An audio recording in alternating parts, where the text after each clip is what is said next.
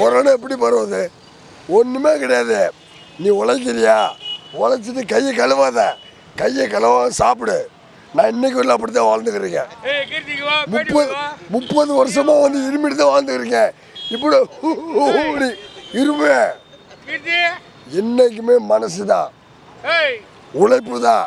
இது ரெண்டு தான் எல்லாம் இங்கே ஃபீலிங் பண்ணி இந்த மீடியாலாம் வந்து கொரோனான்னு சொல்லிட்டு வெளிநாட்டில் வந்துட்டு போட்டேன். வெளிநாட்டில் வந்துட்டு போட்டேன். நான் இங்கே ஒரு கை கழுவுல இப்படியே போய் சாப்பிடுவேன். நான் குடிக்கிறத சாப்பிடுவேன். ஆமாம், பிளாக்ல வைப்பாங்க. பிளாக்ல விற்கிறது நிறைய கடை இருக்குது. அங்கே போய் சரக்கு அடிக்கலாம். அது பெரிய விஷயம் கிடையாது. கொரோனாங்கிறது என்ன? ஒரு வைரஸ். கொரோனா வைரஸ் முதல்ல ஒன்றும் தடுக்க முடியாது. நீ உழைக்கிறியா, உழைச்சின்னா அந்த கையை கழுவாம நீ சாப்பிடு. நோய் எதிர்ப்பு செய்ய அங்கே உள்ளது கேளு. கையை கழுவி நீ சாப்பிடுப்பா. நோய் எதிர்ப்பு சக்தி வந்து தன்னால் இருந்து உடம்பு ஏறும். நல்லா கேட்டுக்க, தன்னால் நோய் எதிர்ப்பு செய்ய உடம்புல ஏறும். நீ கிருமி நாசினியில் வந்து இந்த அங்கே ஒரு கையை பரட்டு. சரி டேய், நீ எதை பற்றி நீ சரக்கு கிடைக்காதுன்னா பிளாக்ல விற்கிறாங்க. சிட்டி ஒரு நிமிஷம், சிட்டி உள்ள பிளாக்ல விற்கிறாங்க. 50 ரூபா அதிகம் வச்சு விற்கிறாங்க. கடை காமிக்கிட்டோமா? நீங்கள் வரீங்களா? கூட நீங்கள் வரீங்களா? சிட்டி ஃபுல்லாக விற்கிறாங்க. இது மக்களை பிளேம் பண்ணுறது. சரக்கு அடிக்குது, அவன் வீடு இருக்குது. சரக்கு வஞ்சா போகணும் இல்லை. தமிழ்நாடு கவர்மெண்ட்டு வஞ்சா க்ளோஸ் பண்ணல, தடுக்க பார்க்குறாங்கன்னு ஒரே ஒரு சீன் தான். புரியுதா? அது பிரச்சனையே கிடையாது. ஒன்றே சொல்கிறேன் கேட்டுக்கோ.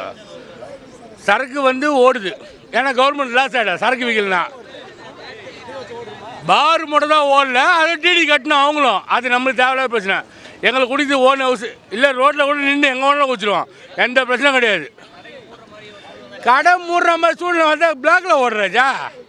இங்கேருந்து 16 கிலோமீட்டர் ஆந்திரா அப்படியே போய்ட்டு ஒரு 50,000 கிலோமீட்ரு தடார சரக்கு இருக்குல்ல.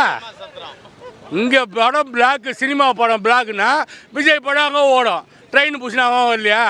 எல்லாமே நடக்கும். எல்லா கவர்மெண்ட்டுக்கும் எல்லாம் தெரியும். யாருக்கும் பைபிள். கொரோனா வந்தால் நம்மளாம் ஃபுல்லாக குடிக்கிறோம். கொரோனா வந்தால் அது நம்மளை பார்த்து போய்டும். ஐயோ இவ்வளோ சரக்கு வச்சுருக்க வேலை இல்லை. டூ விட்டா என்ன ஆகும்? கொடுண்ணா டூக்கு சேர்த்துக்கோ. கொடுண்ணா கொடுக்கல கொரோனா. டூ டி விட்டாரா? டி வாழ்க்கையில் டி இல்லை, எனக்கு தெரியும். ஆனால் உணவுன்னு சொல்கிறேன். இல்லை மச்சான் கரெக்டாக நம்ம மனசு தான் காரணம். நான் அதை வந்தாலும் ஓட்டிடலாம்.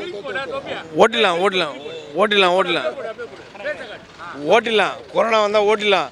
சென்னைக்கு வராது. கடவுள் பக்தி உள்ள ஆளுங்க இருக்க வர சென்னைக்கு வராது.